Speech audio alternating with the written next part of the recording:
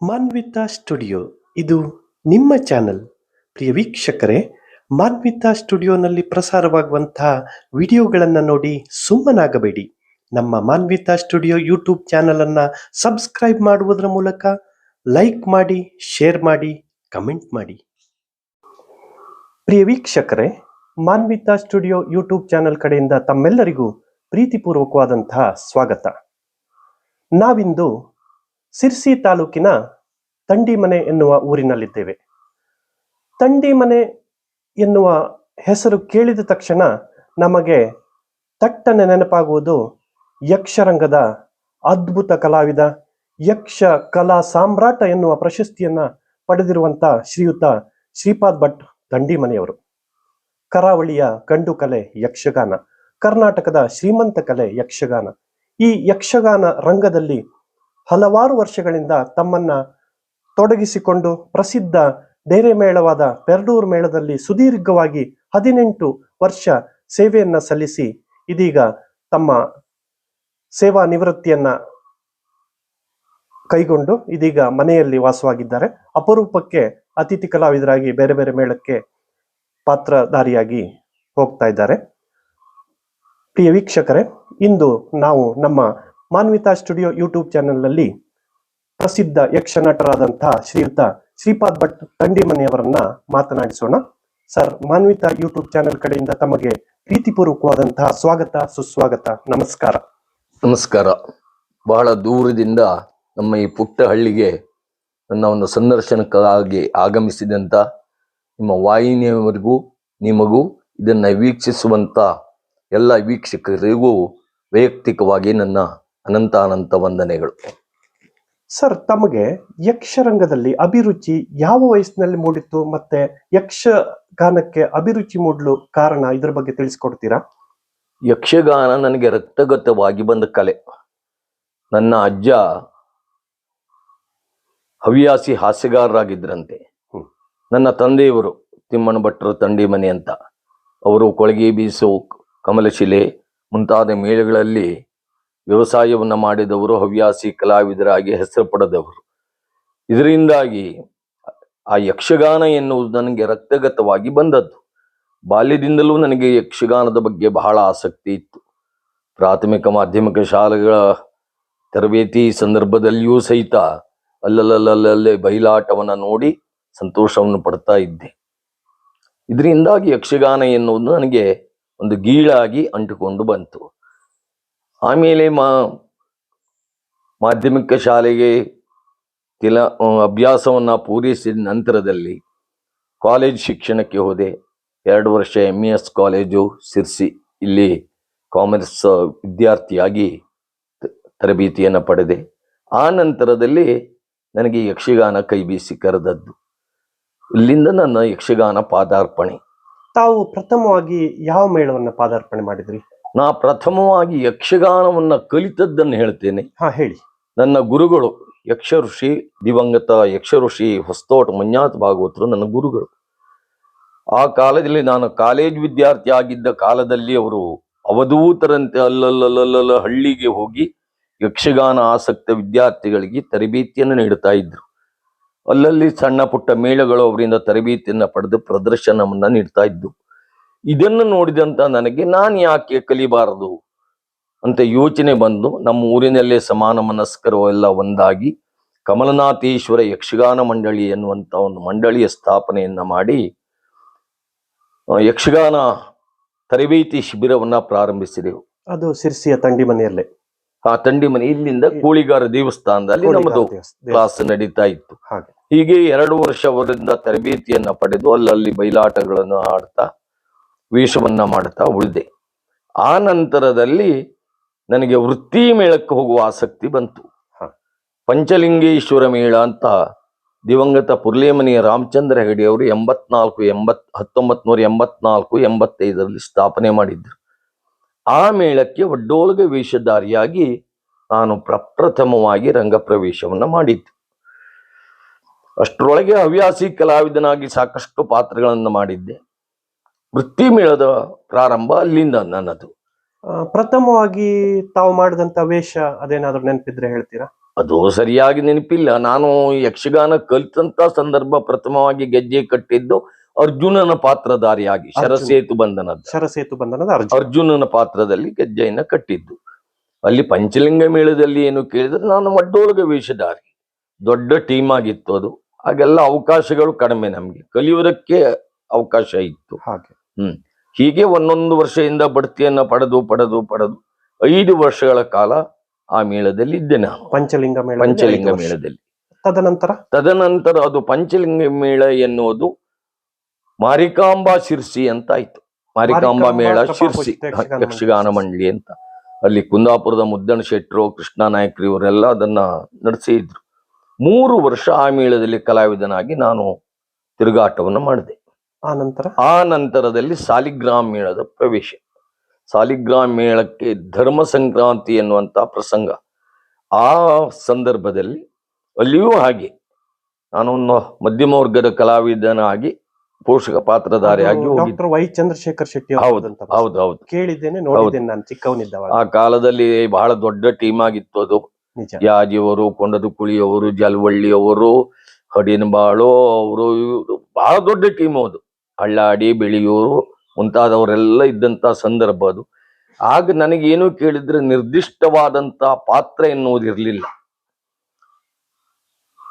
ಯಾರೋ ಒಬ್ಬ ರಜೆ ಮಾಡಿದ್ದೆ, ಸ್ಟೆಪ್ನಿ ನಾನು, ಆ ಪಾತ್ರವನ್ನು ನಾನು ಮಾಡುವುದು. ಹೀಗೆ ಆ ಪಾತ್ರವನ್ನು ಯಶಸ್ವಿಯಾಗಿ ನಾನು ಸ್ವೀಕರಿಸಿ ಅದನ್ನ ಮಾಡಿದ್ರಿಂದ ನನಗೆ ಕಲಾವಿದನಾಗಿ ಬಡ್ತಿ ಸಿಗ್ತಾ ಹೋಯ್ತು ಆ ಮೇಳದಲ್ಲಿ. 8 ವರ್ಷಗಳ ಕಾಲ ರಂಗನಾಯಕಿ ಮತ್ತು ಅಳಿಯ ರಾಮರಾಯ ಐತಿಹಾಸಿಕವಾಗಿ ಬಹಳ ಪ್ರಸಿದ್ಧಿ ಪಡೆದಂತ ಪ್ರಸಂಗಗಳು. ಅಲ್ಲಿಯವರೆಗೆ ನಾನು ಸಾಲಿಗ್ರಾಮ ಮೇಳದಲ್ಲಿ ಇದ್ದೆ. ಆ ನಂತರದಲ್ಲಿ ಪೆರಡೂರು ಮೇಳಕ್ಕೆ ಪಾದಾರ್ಪಣೆಯನ್ನು ಮಾಡಿದೆ. ಈ ಸಾಲಿಗ್ರಾಮ ಮೇಳದಲ್ಲೂ ನನಗೆ ಬೇಡಿಕೆ ಇತ್ತು.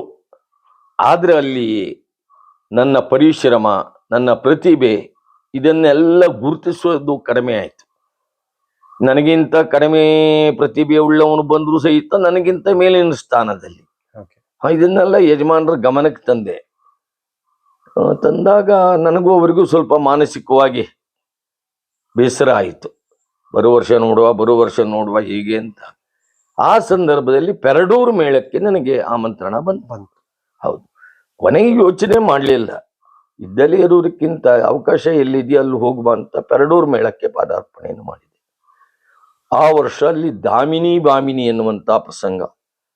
ಬಹಳ ದೊಡ್ಡ ಸಟ್ಟು, ದಾರೇಶ್ವರರು, ನಮ್ಮ ಸುರೇಶ್ ಶೆಟ್ರು, ದುರ್ಗಪ್ಪ ಗುಡಿಗಾರರು, ದೇವಾಡಿಗರು, ಗೋಪಾಲಾಚಾರ್ಯರು, ಚೆನ್ನಪ್ಪ ಶೆಟ್ಟಿ, ಜಲವಳ್ಳಿಯವರು, ಅತಿರಥ ಮಹಾರಥ ಕಲಾವಿದರು.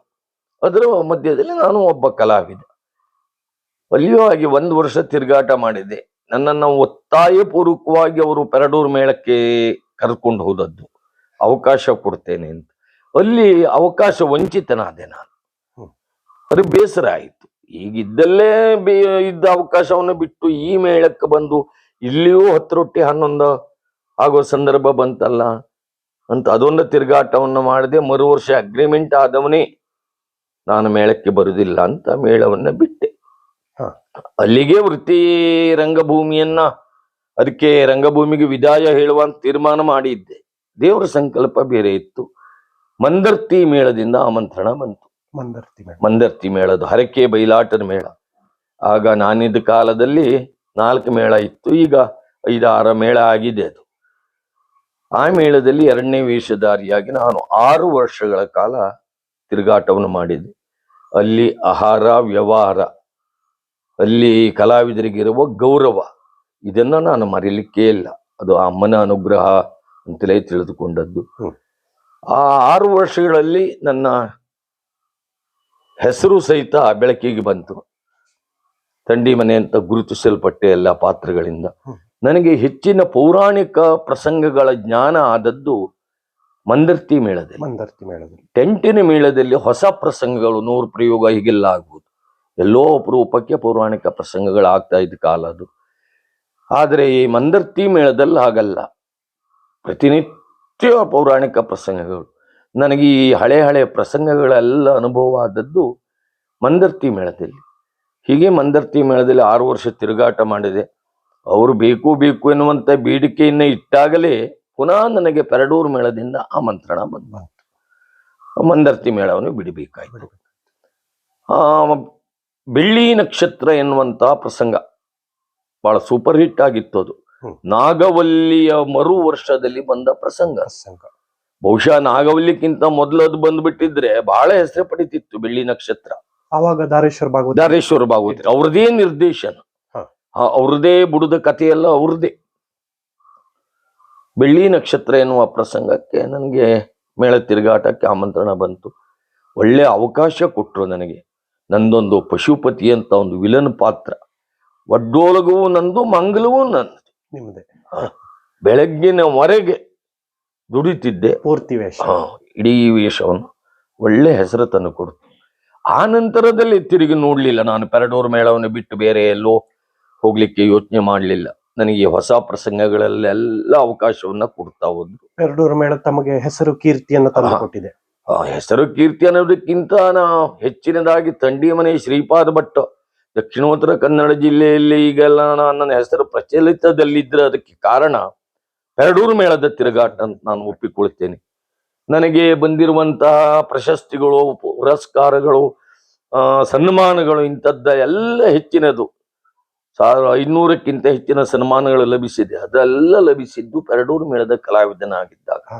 ಹಾಗಾಗಿ ನಾನು ಪೆರಡೂರು ಮೇಳದ ತಿರುಗಾಟವನ್ನ ಬದುಕಿನಲ್ಲಿ ಮರೀಲಿಕ್ಕೆ ಸಾಧ್ಯ ಇಲ್ಲ. ಆಮೇಲೆ ಕೊರೋನಾ ಸಂದರ್ಭ, ಮೇಳಗಳು ನಿಂತು ಹೋಯ್ತು. 2 ವರ್ಷ ಮೇಳದ ತಿರುಗಾಟವೇ ಇಲ್ಲ, ಲಾಕ್ಡೌನ್ ಆಗಿತ್ತು. ಆ ಸಂದರ್ಭದಲ್ಲಿ ಕೊನೆಗೆ 2ನೇ ವರ್ಷವೇನು ಸಮಯ ಮಿತಿಯಲ್ಲಿ ಯಕ್ಷಗಾನ ಪ್ರದರ್ಶನಕ್ಕೆ ಅವಕಾಶವನ್ನ ನೀಡಿದ್ರು. ಈ ಕೆಲವು ಟೆಂಟ್ನ ಮೇಳ ಎಲ್ಲ ಒಂದು 40-50 ಆಟದಲ್ಲಿ ತಿರುಗಾಟ ಮುಗಿಸಿದ್ದ. ಹಟ್ಟಿ ಅಂಗಡಿ ಮೇಳ ಅಂತ ಒಂದಿದೆ, ರಂಜಿತ್ ಶೆಟ್ಟಿ ಅಂತ ಅದನ್ನ ನಡೆಸ್ತಾ ಇದ್ರು. ವಕ್ವಾಡಿ ನಮ್ಮ ಆತ್ಮೀಯರವರು. ಹೌದಾ?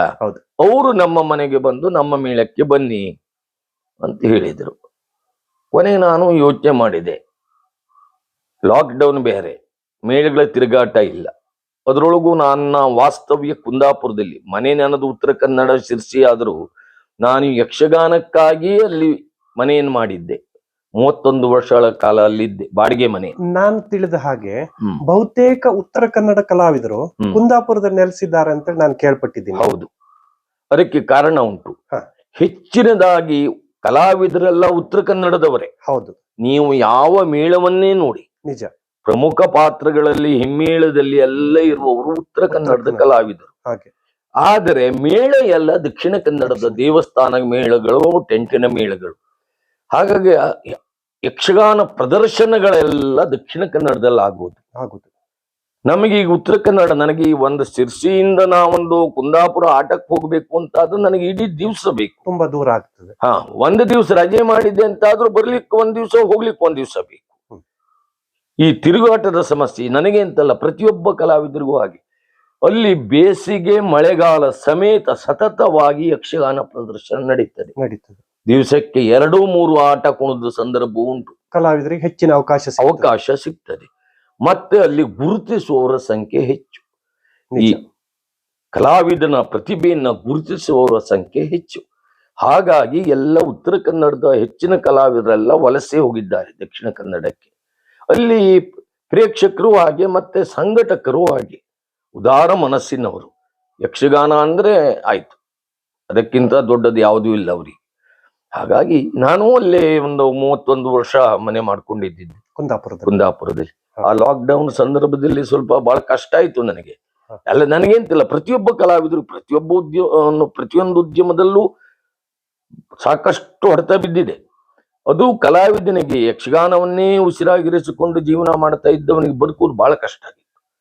ಆ ಸಂದರ್ಭದಲ್ಲಿ ಬಾಡಿಗೆ ಮನೆಯಲ್ಲಿ ಸಂಪಾದನೆ ಇಲ್ಲ, ಹೀಗೆಲ್ಲ ಆದಾಗ ರಂಜಿತ್ ಕುಮಾರ್ ಶೆಟ್ಟಿ ಬಂದು, ನಾನು ಆಟ ಕೊಡ್ತೇನೆ ಬನ್ನಿ, ಹಟ್ಟಿ ಅಂಗಡಿ ಮೇಳ.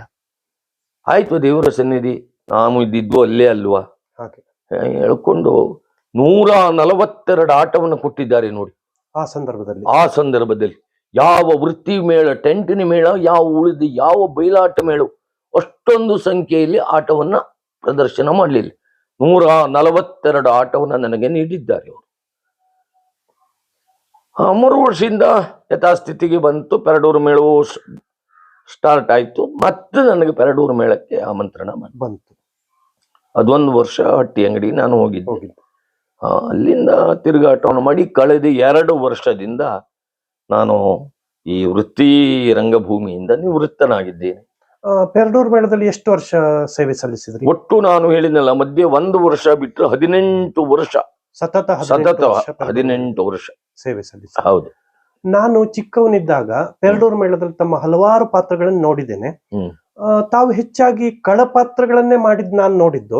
ಉದಾಹರಣೆಗೆ ರಾವಣ, ಮಾಗಧ, ಹಾಗೆ ಕೀಚಕ, ಭಸ್ಮಾಸುರ, ಈ ಪಾತ್ರಗಳನ್ನೆಲ್ಲ ನೋಡಿದ್ದೇನೆ.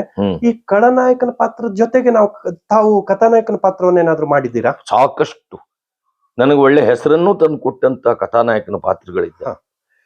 ನಾನು ಹೆಚ್ಚಾಗಿ ಖಳನಾಯಕನ ಪಾತ್ರಗಳನ್ನೇ ಮಾಡುವುದು ಅಂದ್ರೆ, ಈ ನವರಸಗಳಲ್ಲಿ ಎಲ್ಲಾ ರಸವನ್ನು ಒಬ್ಬ ವ್ಯಕ್ತಿಯಲ್ಲಿ ಕಾಣ್ಲಿಕ್ಕೆ ಸಾಧ್ಯ ಇಲ್ಲ. ಒಬ್ಬೊಬ್ಬರು ಒಂದೊಂದು ರಸಕ್ಕೆ ಅಂಟುಕೊಂಡಿರ್ತಾರೆ. ನನಗೆ ವೀರರಸ, ರೌದ್ರ ರಸ, ಕರುಣಾರಸ, ಇದು 3 ನನಗೆ ಅಂಟುಕೊಂಡಿರುವಂತಹದ್ದು. ಮತ್ತೆ ನನ್ನ ಶರೀರ ಹಾಗೂ ಶಾರೀರ, ನನ್ನ ಸ್ವರ, ನನ್ನ ಆಳತನ, ನನ್ನ ನಿಲುವು, ಇಂಥದ್ರಿಂದ ಅದು ಹೆಚ್ಚಿನದಾಗಿ ರಂಗಸ್ಥಳದಲ್ಲಿ ವಿಲನ್ ಪಾತ್ರಕ್ಕೆ ಒಪ್ಪುವಂತ ಆಳತನ ನನ್ನದು. ನಿಜ. ನಾನು ಹಾಗಾಗಿ ಅದನ್ನು ಅನುಸರಿಸ್ತಾ ಹೋದೆ. ಅದರಲ್ಲಿ ಯಶಸ್ಸನ್ನು ಪಡೆದೆ ನಾನು.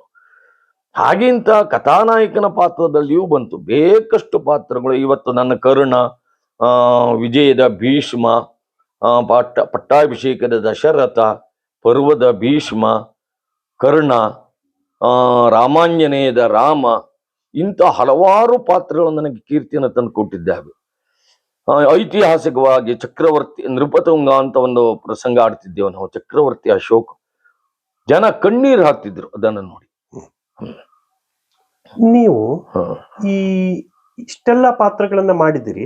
ತಮಗೆ ಇಷ್ಟವಾದಂತ ಪಾತ್ರ ಯಾವ್ದು? ಅದರಲ್ಲಿ ಅತಿ ಮೆಚ್ಚುಗೆ, ತಮಗೆ ಮನಸ್ಸಿಗೆ ಮುದ ನೀಡಿದಂತ ಪಾತ್ರ? ಇಲ್ಲ, ನಾನು ಇಂಥದ್ದೇ ಒಂದು ಪಾತ್ರಕ್ಕಿಂತ ಅಂಟಿಕೊಂಡವನಲ್ಲ. ಯಾವುದೇ ಪಾತ್ರ ಬರಲಿ ಸವಾಲಾಗಿ ಸ್ವೀಕರಿಸಿ ಅದರಲ್ಲಿ ಯಶಸ್ಸನ್ನ ಕಾಣುವುದಕ್ಕೆ ನಾವು ಮುನ್ನುಗ್ನವು. ಹಾಗಾಗಿ ಇಂಥ ಒಂದು ಪಾತ್ರವೇ ನನಗೆ ಇಷ್ಟ ಹೇಳಲಿಕ್ಕೆ ಬಹಳ ಕಷ್ಟ ಆಗ್ತದೆ. ಎಲ್ಲಾ ಪಾತ್ರಗಳು ನನಗೆ ಒಂದೇ ರೀತಿ ಸ್ವೀಕಾರ ಮಾಡಿ, ಒಂದೇ ರೀತಿಯಲ್ಲಿ ನಾನು ಸ್ವೀಕಾರ ಮಾಡುವುದು. ತಮ್ಮನ್ನ ಯಕ್ಷ ಕಲಾ ಸಾಮ್ರಾಟ ಅಂತ ಕರೆದಿದ್ದಾರೆ. ಜೊತೆಗೆ ತಮಗೆ ಅಭಿಮಾನಿಗಳು ತಮ್ಮ ಸ್ವರಕ್ಕೆ ಸಿಂಹಸ್ವರ ಅಂತೇಳಿ ಕರೀತಾರೆ. ಇದ್ರ ಬಗ್ಗೆ ನನಗೆ ಸ್ವಲ್ಪ ವಿವರಣೆ ಕೊಡಿ. ಅದು ಭಿನ್ನ ರುಚಿ. ಅದು ಈ ಕಲಾವಿದನಿಗೆ ಬಿರುದು ಬಾವಲಿಗಳು ಬರೋದು ಇದೆಯಲ್ಲ, ಅದೆಲ್ಲ ಅವನಲ್ಲಿ ಆ ಅರ್ಹತೆ ಇದೆ ಅಂತ ನಾವು ಪ್ರಾಮಾಣಿಕವಾಗಿ ಒಪ್ಕೊಳ್ಳಿಕ್ ಬರೋದಿಲ್ಲ. ಈಗ ಮೊನ್ನೆ ಬಂದವನು 4 ಮಂಡಿ ಹಾಕಿ ಗಿರ್ಕಿ ಹಾಕಿ ಅಲ್ಲಿಗೆ ಬಂದೋಯ್ತು. ಬರೋ ವರ್ಷ ಅವನಿಗೆ ರಂಗಸ್ಥಳದ ರಾಜ, ರಂಗಸ್ಥಳದ ಪಾದರಸ, ಅದು ಇದು, ಅದಕ್ಕೇನು ಕೊರತೆ ಇಲ್ಲ ಅಲ್ಲ, ಅದು ಬಂದು ಹೋಗ್ತದೆ. ಕೊಡ್ತಾರೆ, ಅದು ಅಭಿಮಾನಿಗಳು ಕೊಡುವಂತ. ಇನ್ನು ನನಗೆ ಕೊಟ್ಟಂತ ಕೆಲವು ಸ್ವರ ಸಾಮ್ರಾಟ, ಸಿಂಹಸ್ವರ. ಸಿಂಹಸ್ವರ ನನಗೆ ಕುಂದಾಪುರದಲ್ಲಿ ಸನ್ಮಾನವನ್ನು ಮಾಡಿ ಯಕ್ಷ ಸಿಂಹಸ್ವರ. ನನ್ನ ಸ್ವರವೇ ಹಾಗೆ. ಇದು ಎಲ್ಲಿದ್ರು ತಂಡಿಯವ್ರ ಸ್ವರ, ನನ್ನ ವೇಷ ಬಂತು ಅನ್ಕೊಳ್ಳಿ ತಂಡಿಯವ್ರ ಸ್ವರ, ಇದು ಹೀಗೆ ಗುರುತಿಸ್ತಾ ಇದ್ರು. ಇದು ದೈವೀದತ್ತವಾದದ್ದು ನನಗೆ. ಇದರಲ್ಲಿ ನನ್ನ ಪ್ರಯತ್ನ ಅಂತ ಇಲ್ಲ, ದೈವದತ್ತವಾಗಿ ಬಂದಂತ. ಹೌದು, ಅಂತಂತ ಬಿರುದನ್ನ ನನಗೆ ಕೊಟ್ಟಿದ್ದಾರೆ. ಯಕ್ಷ ಋಷಿ ಅಂತ ಕೊಟ್ಟಿದ್ದಾರೆ. ನಾ ಇನ್ನೇನು ಸಾಧನೆ ಏನು ಮಾಡ್ಲಿಲ್ಲ ಯಕ್ಷಗಾನದಲ್ಲಿ. ಯಕ್ಷ ಋಷಿ ಅಂತ ಕೊಟ್ಟಿದ್ದಾರೆ.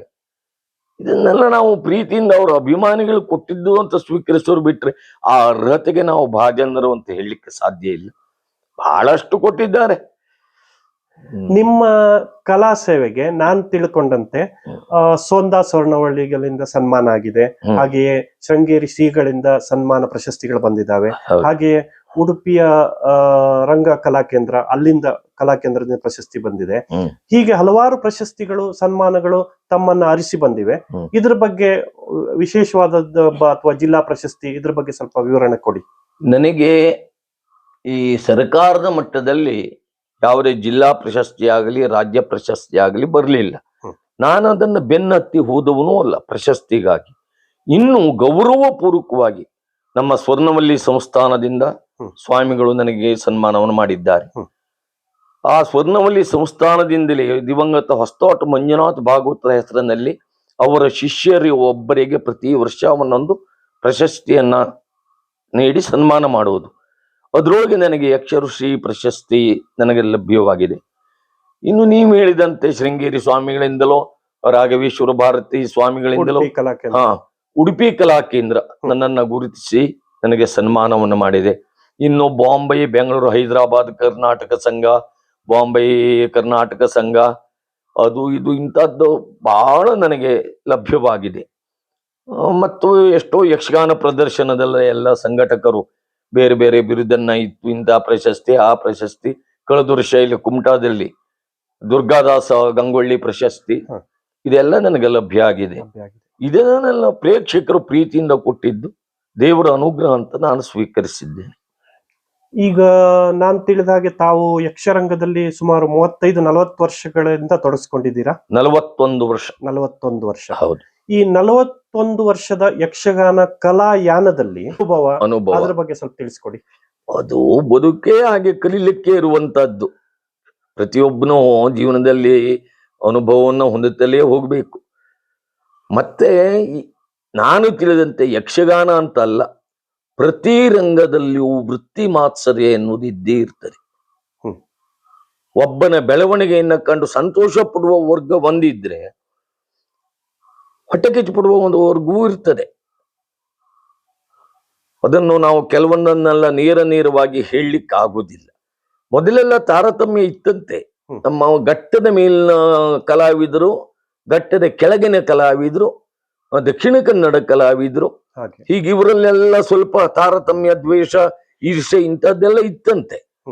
ಅವನಿಗೆ ಅವಕಾಶ ಕೊಡೋದೇ ಇರುವುದು, ಅವನನ್ನು ಮೆಟ್ಲಿಕ್ಕೆ ನೋಡುವುದು, ಇಂಥದ್ದೆಲ್ಲ ಇತ್ತಂತೆ.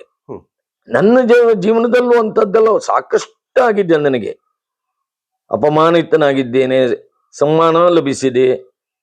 ನಾನು ಅದನ್ನ ಹಾಲು ನೀರಿನ ಹಾಗೆ ಸ್ವೀಕರಿಸಿದ್ದು ಬಿಟ್ರೆ ನಾನು ಅದಕ್ಕೆ ಹೆದರಲಿಲ್ಲ. ನಾನು ಅದನ್ನು ಪಂಥವಾಗಿ ಸ್ವೀಕರಿಸಿಕೊಂಡು ಹೋಗಿದ್ದೇನೆ. ಮೊನ್ನೆ ನಿಮ್ಮ ರವಿ ಮಡೋಡಿಯವರದ್ದು ಮಲೆನಾಡಿನ ಯಕ್ಷಚೇತನ ಈ ಒಂದು ವಾರದಿಂದ ನಮ್ಮ ಮನೆಗೆ ಬಂದು ಸಂದರ್ಶನ ಮಾಡಿದಾಗಲೂ ಹೇಳಿದ್ದೆ. ನನ್ನ ಎಷ್ಟೋ ಸಂದರ್ಶನಗಳು V4 ಅದು ಇದು ಉಡುಪಿ ಚಾನಲ್ ಅದ್ರೊಳಗೆ ಎಲ್ಲದ್ರೊಳಗೂ ಹೇಳಿದ್ದೇನೆ. ಚಂದನ ವಾಹಿನಿಯಲ್ಲಿ ನನ್ನ ಸಂದರ್ಶನ ಇದೆ. ಅಲ್ಲೊಂದು ಮಾತನ್ನು ಹೇಳಿದ್ದೇನೆ. ನನಗೆ ಮಹಾಬಲೇಗೌಡರು ಅಂದ್ರೆ ನಮ್ಮ ಉತ್ತರ ಕನ್ನಡದಲ್ಲಿ, ದಕ್ಷಿಣೋತ್ತರ ಕನ್ನಡ ಜಿಲ್ಲೆಯಲ್ಲಿ ಬಹಳ ದೊಡ್ಡ ಕಲಾವಿದರು ಅವರು. ನಿಜ.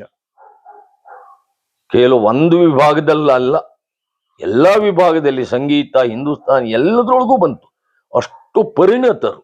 ಅಂತ ಕಲಾವಿದರೊಂದಿಗೆ ತಿರುಗಾಟ ಮಾಡುವ ಸೌಭಾಗ್ಯ ನನಗೆ ಲಭಿಸಿತ್ತು ಪಂಚಲಿಂಗ ಮೇಳದಲ್ಲಿ.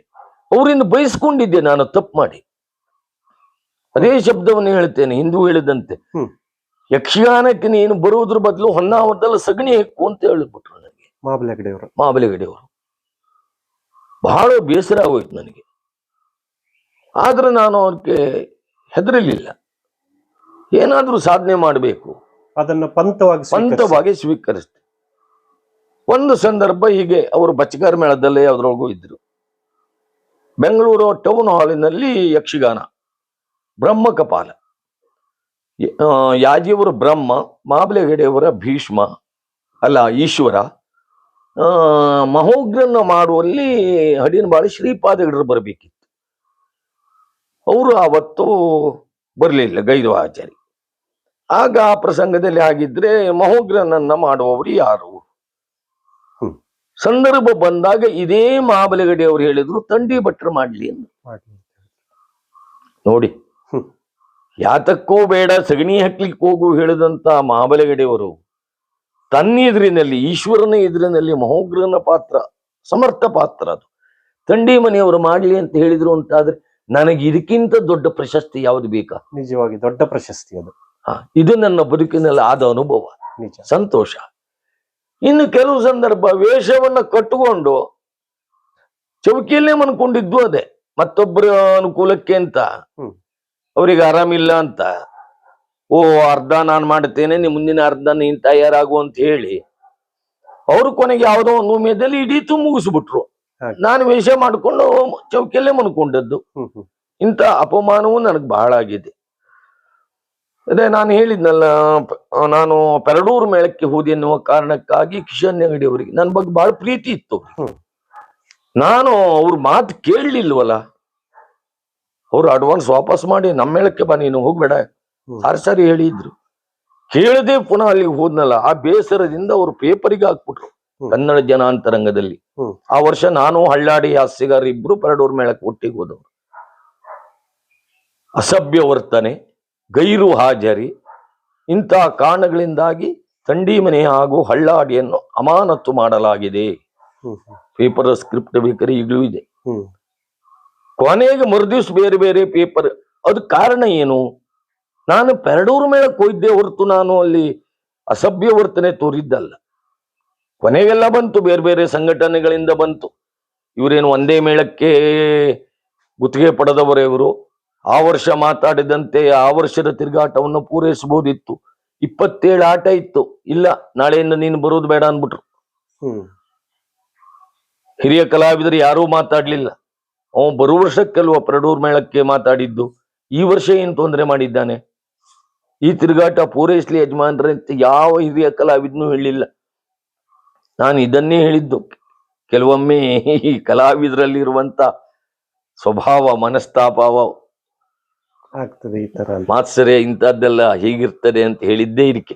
ಹಾಗೆ ಹೇಳ್ಬೋದಿತ್ತು ಅವರು, ಆದ್ರೆ ಹೇಳಲಿಲ್ಲ ಅವರು. ಇಂಥ ಸಾಕಷ್ಟಾಗಿದೆ ನನಗೆ, ಆದ್ರೆ ನಾನು ಅದನ್ನ ಸವಾಲಾಗಿ ಸ್ವೀಕರಿಸಿದ್ದೇನೆ. ನಾನು ಇಷ್ಟೇ. ತಾವು ಸುದೀರ್ಘವಾಗಿ 41 ವರ್ಷಗಳ ಕಾಲ ಯಕ್ಷ ಕಲಾಯಾನವನ್ನ ಮಾಡಿದ್ದೀರಿ. ಹಿರಿಯ ಕಲಾವಿದರು, ಜೊತೆಗೆ ಯಕ್ಷ ಕಲಾ ಸಾಮ್ರಾಟ ಸಿಂಹಸ್ವರ ಎಂಬ ಬಿರುದನ್ನು ಸಹ ಪಡೆದಿದ್ದೀರಿ. ತಾವು ಇಂದಿನ ಯುವ ಕಲಾವಿದರಿಗೆ ಏನನ್ನಾದ್ರೂ ಹೇಳ ಬಯಸ್ತೀರಾ? ಕಿವಿ ಮಾತು. ನಾವು ಹೇಳ್ಬೋದು, ಕೇಳುವ ಸ್ಥಿತಿಯಲ್ಲಿ ಈಗಿನ ಕಲಾವಿದರು ಇಲ್ಲ. ನನ್ನ 41 ವರ್ಷದ ತಿರುಗಾಟದ ಅನುಭವದಲ್ಲಿ ದಕ್ಷಿಣೋತ್ತರ ಕನ್ನಡ ಜಿಲ್ಲೆಯ ತೆಂಕು ಬಡಗು, ಬಡ ಬಡಗು. ಈಗ ಬಡಗು ಅಂದ್ರೆ ನಾವು ಕುಂದಾಪುರ ಮಟ್ಟ, ಉಡುಪಿ ಕುಂದಾಪುರ ಶೈಲಿಯನ್ನು ಬಡಗು ಅಂತ ಹೇಳುತ್ತಾರೆ. ನಮ್ಮದು ಉತ್ತರ ಕನ್ನಡ ಬಡ ಬಡಗು ಅಂತ. ಇಲ್ಲಿರುವಂತ ಶ್ರೇಷ್ಠ ನಟರೊಂದಿಗೆ ಎಲ್ಲ ವೇಷ ಮಾಡಿದಂತ ಸಾರ್ಥಕತೆ ನನಗಿದೆ. ತೆಂಕಿನಲ್ಲಿ ಶ್ರೇಣಿಯವರು, ಸಾಮಗದ್ವಯರು, ವಾಸುದೇವ್ ಸಾಮಗರು, ಚೆನ್ನಪ್ಪ ಶೆಟ್ರು, ವಿಶ್ವನಾಥ್ ಶೆಟ್ರು, ಈಗಿನ ಸುಣ್ಣಂಬಳರೋ, ಜಬ್ಬಾರರೋ, ಅಶೋಕ ಭಟ್ರೋ, ಪೆರಮುದಿಯವರು, ವಾಸುದೇವ್ ರಂಗ ಭಟ್ರು, ಇವರೆಲ್ಲರೊಂದಿಗೆ ವೇಷವನ್ನ ಮಾಡಿ ಸೇರಿಸಿಕೊಂಡ ಸಂತೋಷ ಇದೆ. ಇನ್ನೋನು ನಮ್ಮ ನಡುತಿಟ್ಟಿನಲ್ಲಿ ಈ ಬಯಲಾಟಗಳಲ್ಲಿ ಮೇಳದಲ್ಲಿರುವಂತಹ ಕೆಲವು ಕಲಾವಿದರು, ಐರ್ವೇಲಿ ಆನಂದ್ ಶೆಟ್ರು, ನರಾಡಿ ಭೂ ಶೆಟ್ರು, ಕೋಡಿ ವಿಶ್ವನಾಥ, ಕೋಟ ಸುರೇಶ, ಅಂತಂತ ಕೋಟ ವೈಕುಂಠ, ಇಂತಿಂತ ಒಳ್ಳೆ ಈಗಿನ ಎಲ್ಲ ಕಲಾವಿದರು ಒಳ್ಳೆ ಸಂಬಂಧವನ್ನು ಇಟ್ಟುಕೊಂಡು ತಿರುಗಾಟ ಮಾಡಿದ ಅನುಭವ ನನಗುಂಟು. ಮತ್ತೆ ಉತ್ತರ ಕನ್ನಡದ ಮಹಾಬಲಿ ಹೆಗಡೆಯವರಿಂದ ಹಿಡಿದು ಪಿ ವಿ ಹಾಸ್ಯಗಾರರು, ದೇವರು ಹೆಗಡರು, ಅವರೆಲ್ಲರೊಂದಿಗೆ ಇತ್ತೀಚಿನ ಹೊಸ ಪೀಳಿಗೆಯ ಕಲಾವಿದರೆಲ್ಲರೊಂದಿಗೂ ವೇಷ ಮಾಡಿದ ಅನುಭವ ಉಂಟು. ಇದರಲ್ಲಿ ನನ್ನ ತಿರುಗಾಟದಲ್ಲಿ ತಂಡಿ ಮನೆಯ ಒಬ್ಬ ಬೇಡದಿತ್ತು ಇವತ್ತಿನವರೆಗೆ ನಾನು ಹೇಳಿಸ್ಕೊಳ್ಳಿಲ್ಲ. ಕೆಲವೊಂದು ಅವರ ಅರ್ಹತೆ ಬೇರೆ, ಅದೃಷ್ಟ ಬೇರೆ. ನಾನು ಬಾಕ್ಸ್ ಆಫೀಸ್ ಕಲಾವಿದ ಆಗ್ಲಿಲ್ಲ. ಈಗ ಒಂದು ಯಕ್ಷಗಾನ ಪ್ರದರ್ಶನ ಆಡಿಸುವಾಗ ಇಂಥವನೇ ಬೇಕು ಹೇಳುವುದೊಂದು, ಇವನೂ ಬೇಕು ಜೊತೆಯಲ್ಲಿ. ನಾನು ಇವನೂ ಬೇಕು ಹೇಳಿಸ್ಕೊಂಡಿದ್ದೇನೆ ವಿನಃ ಇವನೇ ಬೇಕು ಎನ್ನುವ ಮಟ್ಟಕ್ಕೆ ನಾನು ಬೆಳಿಲಿಲ್ಲ. ಅದಕ್ಕೆ ನನ್ನ ಅರ್ಹತೆಯೋ ಅದೃಷ್ಟವೋ ನನಗೆ ಗೊತ್ತಿಲ್ಲ. ಆದ್ರೂ ಪೆರಡೂರ್ ಮೇಳದಲ್ಲ 2ನೇ ವೇಷಧಾರಿಯಾಗಿ ಕುಳಿತು ಆ ಸ್ಥಾನವನ್ನ ತುಂಬಿ ಬಂದಿದ್ದೇನೆ ನಾನು. ಇತ್ತೀಚಿನ ಹೊಸ ಕಲಾವಿದರಲ್ಲಿ ಹೇಳಬಹುದು, ನಾವೆಲ್ಲ ಅಧ್ಯಯನ ಮಾಡಿ ಈ ಮಟ್ಟಕ್ಕೆ ಬಂದದ್ದು. ಆಟ ಆಗಲ್ಲ ನೋಡುವ ವೇಷ ಮುಗಿತು ಅನ್ಕೊಳ್ಳೆ ಮನೆ ಬರುವುದಲ್ಲ. ರಾತ್ರಿ ಬೆಳಗುವರಿಗೆ 5-6 ವೇಷಗಳು, ನಮಗೆ ಮಲಗಲಿಕ್ಕೆ ಟೈಮ್ ಇಲ್ಲ. ಖಾಲಿ ಇದ್ರೆ ಆಟವನ್ನ ನೋಡ್ಬೇಕು. ನಮ್ಮ ಧಾರೇಶ್ವರೊಳಗ ಅದು ಭಯಂಕರ ಸ್ಟ್ರಿಕ್ಟ್ ಆಗಿತ್ತು. ನಾವು ಇವರೆಲ್ಲ ಹೋಗಿ ಅಲ್ಲಿ ಎಲೆಕ್ಟ್ರಿಷಿಯನ್ ಪೆಟ್ಟಿಗೆ ಮೇಲೆ ಕುಳಿತುಕೊಂಡು ಆಟ ನೋಡ್ಕೊಳ್ತಿದ್ರು. ಎಲ್ಲ ಸಭೆ ಹೋಗಿ ಕೂತ್ಕೊಂಡು ನೋಡುವುದು, ಮುಸ್ಕೊ ಹಾಕೊಂಬಂದ್ಕೊಂಡ್ರೆ ತಣ್ಣೀರ್ ಹಾಕ್ತಿದ್ರು.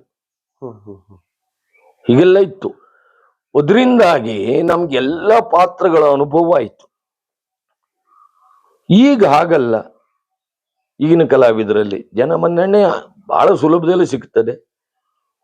ಮೊದಲು ಯಕ್ಷಗಾನ ಅಂದ್ರೆ ಎಲ್ಲವೂ ಬೇಕಿತ್ತು. ಅರ್ಥಗಾರಿಕೆ, ಭಾವನೆ, ಅಭಿನಯ, ಕುಣಿತ ಎಲ್ಲವೂ ಬೇಕಿತ್ತು. ಸಮಯ ಪ್ರಜ್ಞೆ ಈಗ ಹಾಗಲ್ಲ, ಸಮಯ ಮಿತಿಗೆ ಒಳಪಟ್ಟಿದೆ. ಅಷ್ಟರೊಳಗೆ ಸಿಕ್ಕ ಅವಕಾಶದಲ್ಲಿ ಎಷ್ಟು ಕುಣಿದ ಹಾರಾಡಿದ ಎನ್ನುವುದೇ ಮುಖ್ಯವೇ ಹೊರತು ಏನು ಮಾತಾಡಿದವ ಪದ್ಯಕ್ಕೆ ಎನ್ನುವುದು ಪ್ರೇಕ್ಷಕರು ಗಮನಿಸುವುದಿಲ್ಲ, ಕಲಾವಿದರು ಅದಕ್ಕೆ ಒತ್ತು ಕೊಡುವುದಿಲ್ಲ.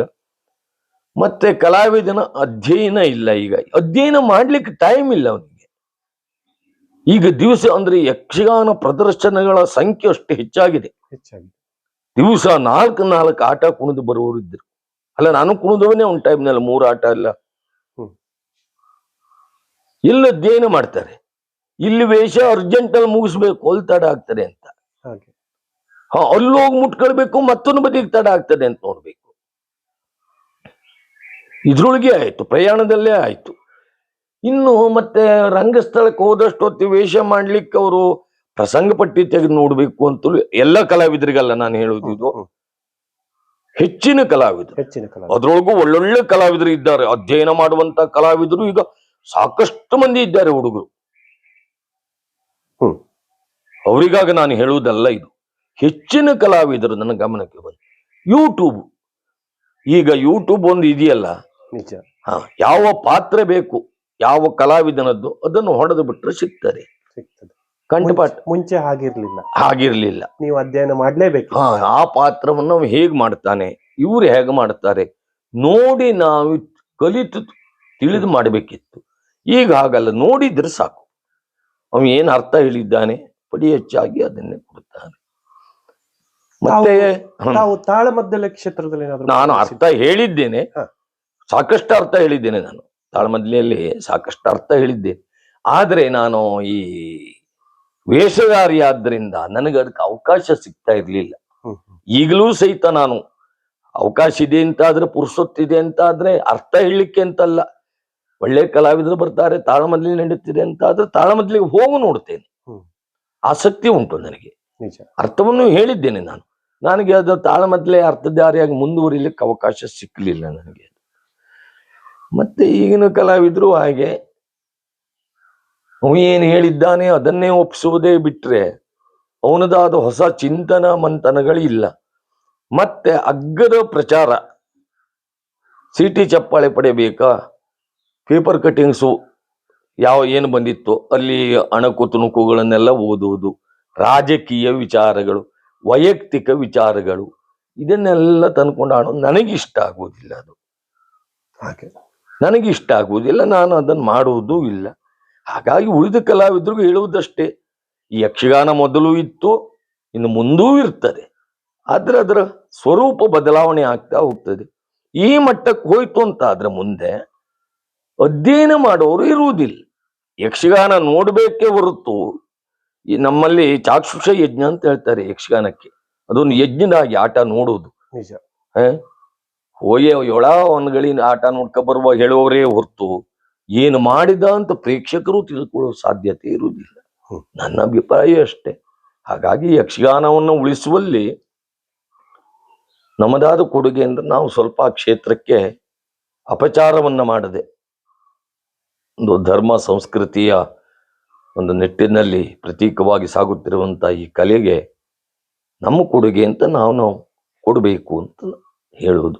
ಮತ್ತೆ ಸರ್, ನಾನು ತಿಳಿದ ಹಾಗೆ ಈ ರಾಮಾಯಣ, ಮಹಾಭಾರತ, ಪುರಾಣದ ಕಥೆಗಳು ಜೊತೆಗೆ ಕೆಲವೊಂದು ಐತಿಹಾಸಿಕ ಕಥೆಗಳು ಹಿಂದಿನ ಕಾಲದಲ್ಲಿ ಅಥವಾ ಹಿಂದಿನ ದಿನಗಳಲ್ಲಿ ಹೆಚ್ಚಿಗೆ ಪ್ರಮಾಣದಲ್ಲಿ ಯಕ್ಷಗಾನದಲ್ಲಿ ಪ್ರದರ್ಶಿಸ್ತಾ ಆಗ್ತಾ ಇತ್ತು. ಆದ್ರೆ ಇತ್ತೀಚೆಗೆ ನಾನು ಕಂಡ ಹಾಗೆ ಕೆಲವೊಂದು ಸಾಮಾಜಿಕ ಹೊಸ ಪ್ರಸಂಗಗಳು ಬಂದು ಅದರಲ್ಲಿ ಸಿನಿಮಾ ರೀತಿಯ ಹಾಡುಗಳು, ಸಿನಿಮಾ ರೀತಿಯ ಸಂಭಾಷಣೆಗಳು ಬರ್ತಾ ಇದ್ದಾವೆ. ಇದ್ರ ಬಗ್ಗೆ ನೀವೇನ್ ಹೇಳ್ತೀರಾ? ಅದು ಕಾಲಕ್ಕೆ ಬಿಟ್ಟು ವಿಷಯ. ಅದು ಈ ಹರಿಯುವ ನೀರನ್ನ ತಡೆಯಲಿಕ್ಕೆ ಯಾರ ಹತ್ರ ಆಗೋದಿಲ್ಲ. ಅಲ್ಲಿ ಪ್ರಪಾತ ಇದ್ದಲ್ಲ ಧುಮುಕುತ್ತದೆ, ನೀಳವಾದ ಪ್ರದೇಶದಲ್ಲಿ ಹರಡಿ ಹೋಗ್ತದೆ.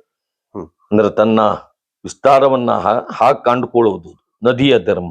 ಈ ಕಲೆಯೂ ಹಾಗೆ ಆಯಾ ಕಾಲಕ್ಕೆ ಅನುಗುಣವಾಗಿ ಈ ಪ್ರೇಕ್ಷಕರ ಮನೋಗತ, ಅಭಿರುಚಿ ಮತ್ತೆ ಈಗಿನ ವಾತಾವರಣ ಇದನ್ನ ಅವಲಂಬಿಸಿ ತನ್ನ ಸ್ವರೂಪವನ್ನ ಬದಲಾಯಿಸಿಕೊಳ್ಳುವುದು ಅನಿವಾರ್ಯ. ಈಗ ಮೊದಲು ಪೌರಾಣಿಕ ಪ್ರಸಂಗಗಳೇ ಹೆಚ್ಚಾಗ್ತಾ ಇತ್ತು. ನಾನು ಮೊದಲೇ ಹೇಳಿದ್ನಲ್ಲ, ಇದನ್ನ ಒಂದು ಮನರಂಜನೆಯ ಭಾಗವಾಗಿ ಸ್ವೀಕರಿಸ್ತಾ ಇರಲಿಲ್ಲ. ನಮ್ಮ ಜ್ಞಾನವರ್ಧನೆಗೆ, ನಮ್ಮ ಸಂಸ್ಕೃತಿ ನಡೆ ನುಡಿ ವಿಚಾರಕ್ಕೆ ಅದನ್ನು ಮಾದರಿಯಾಗಿ ಆದರ್ಶವಾಗಿ ನಾವು ಸ್ವೀಕರಿಸಿ ನೋಡ್ತಾ ಇದ್ರು. ಈಗ ಯಾವುದೇ ಒಂದು ಪೌರಾಣಿಕ ಪ್ರಸಂಗವನ್ನ ನೋಡಿ, ನೀವು ಹರಿಶ್ಚಂದ್ರ ರಾತ್ರಿ ಬೆಳಗುವರಿ ಕಣ್ಣೀರು ಹಾಕುವ ಸಂದರ್ಭ. ಈಗ ಯಾವನಿಗೂ ಹಗಲಿಡೀ ಒತ್ತಡದಲ್ಲಿ ಇರ್ತಾನೆ, ಟೆನ್ಷನ್ ಟೆನ್ಷನ್ ಟೆನ್ಷನ್. ರಾತ್ರಿ ಬಂದ್ಕೊಂಡು 1000 ರೂಪಾಯಿ ಟಿಕೆಟ್ ತಗೊಂಡಿದ್ರು ಅವನಿಗೆ ಆಟಕ್ಕೆ ಹೋಗ್ಲಿಕ್ಕೆ ಇಷ್ಟ ಆಗುವುದಿಲ್ಲ. ಅಲ್ಲಿ ಹೋಗ್ಕೊಂಡು ಮತ್ತೆ ಕಣ್ಣೀರೇ ಹಾಕ್ಬೇಕಲ್ಲ. ಅವನಿಗೆ ಬೇಕಾಯ್ದು ರಿಲ್ಯಾಕ್ಸ್, ನೆಮ್ಮದಿ ಬೇಕು, ಸಮಾಧಾನ ಬೇಕು, ಸಂತೋಷ.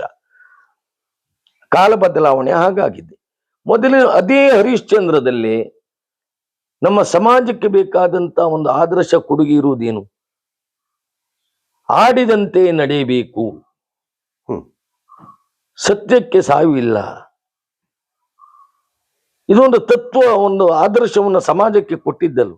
ಎಂತ ಕಷ್ಟವೇ ಬರಲಿ ಸತ್ಯಚ್ಯುತಿಯನ್ನ ಹೊಂದಲಾರೆ ಅಂತ ಒಂದು ಆದರ್ಶ ಸಮಾಜಕ್ಕೆ ಕೊಡಲ್ಪಡುತ್ತಿತ್ತು. ಈಗ ಅದನ್ನು ಹಾಗೆ ಸ್ವೀಕರಿಸುವುದಿಲ್ಲ. ಇದನ್ನ ಮನರಂಜನೆಯ ಮಾಧ್ಯಮವಾಗಿ, ಈಗ ನಗೆ ಆಡಬೇಕು, ಸಂತೋಷ ಪಡಬೇಕು ಅಂತ ಆದ್ರೆ ಹಾಸ್ಯ ಅನಿವಾರ್ಯ. ಮೊದಲು ಹಾಸ್ಯಗಾರ ಅಂತ ಹಾಸ್ಯ ಮಾಡ್ಲಿಕ್ಕೆ ಇರ್ತಿದ್ದ, ಈಗ ಹಾಗಲ್ಲ. ರಂಗಸ್ಥಳದಲ್ಲಿ ಹೋದವ್ರು ಎಲ್ಲರೂ ಹಾಸ್ಯ ಮಾಡುವುದೇ ಪರಿಸ್ಥಿತಿ ಎಲ್ಲಿಗೆ ಬಂದಿದೆ. ಇದು ಕಾಲಧರ್ಮವೇ ಹೊರತು, ಕಾಲಘಟ್ಟವೇ ಹೊರತು ಇದಕ್ಕೆ ಯಾರನ್ನೂ ಆಕ್ಷೇಪಿಸಿ ಪ್ರಯೋಜನ ಇಲ್ಲ. ಈ ಗಾಳಿ ಮಳೆ ಬಂದಂಗ ಕೊಡೆ ಹಿಡಿಯುವುದು ಅಂತ ಕಾಲಕ್ಕೆ ತಕ್ಕಂತೆ. ಸರ್, ಇಷ್ಟೊತ್ತಿನವರೆಗೂ ನಮ್ಮ ಮಾನ್ವಿತಾ ಸ್ಟುಡಿಯೋದಲ್ಲಿ ತಮ್ಮ ಯಕ್ಷಗಾನದ ಸುದೀರ್ಘ 41 ವರ್ಷಗಳ ತಿರುಗಾಟದ ಅನುಭವಗಳನ್ನ ನಮ್ಮ ವೀಕ್ಷಕರ ಜೊತೆ ಹಂಚಿಕೊಂಡಿದ್ದೀರಾ. ತಮಗೆ ಮಾನ್ವಿತಾ ಯೂಟ್ಯೂಬ್ ಚಾನೆಲ್ ಕಡೆಯಿಂದ ಅಭಿನಂದನೆಗಳನ್ನ ಸಲ್ಲಿಸ್ತಾ ಇದ್ದೇನೆ. ನಮಸ್ಕಾರ. ಧನ್ಯವಾದಗಳು. ನಮಸ್ಕಾರ. ಎಲ್ಲೆಲ್ಲೂ ಸೊಬಗಿದೆ,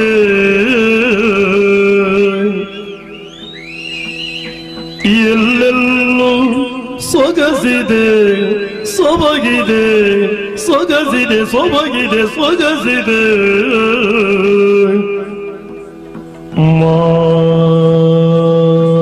ಮಾಮರವು ಓತಿದೆ, ಸೊಬಗೆ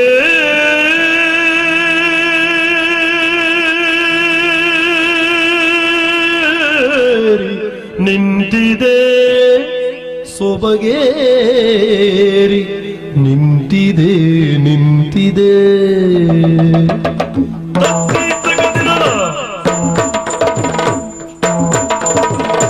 ಎಲ್ಲೆಲ್ಲೂ ಸೊಬಗಿದೆ, ಎಲ್ಲೆಲ್ಲೂ ಸೊಗಸಿದೆ, ಎಲ್ಲೆಲ್ಲೂ ಸೊಬಗಿದೆ, ಸೊಗಸಿದೆ, ಸೊಬಗಿದೆ, ಸೊಗಸಿದೆ, ಸೊಬಗಿದೆ, ಸೊಗಸಿದೆ.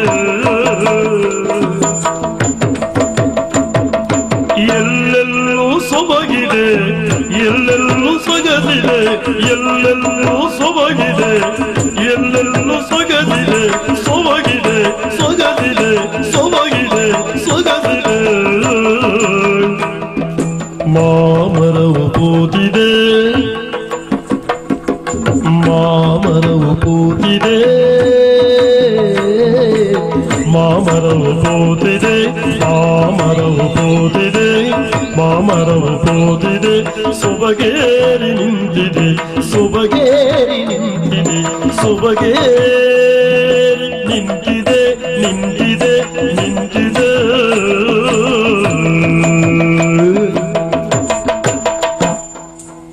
ಎಲ್ಲೆಲ್ಲೂ ಸೊಬಗಿದೆ, ಎಲ್ಲೆಲ್ಲೂ ಸೊಗಸಿದೆ, ಎಲ್ಲೆಲ್ಲೂ ಸೊಬಗಿದೆ, ಸೊಗಸಿದೆ, ಸೊಬಗಿದೆ, ಸೊಗಸಿದೆ, ಸೊಬಗಿದೆ, ಸೊಗಸಿದೆ.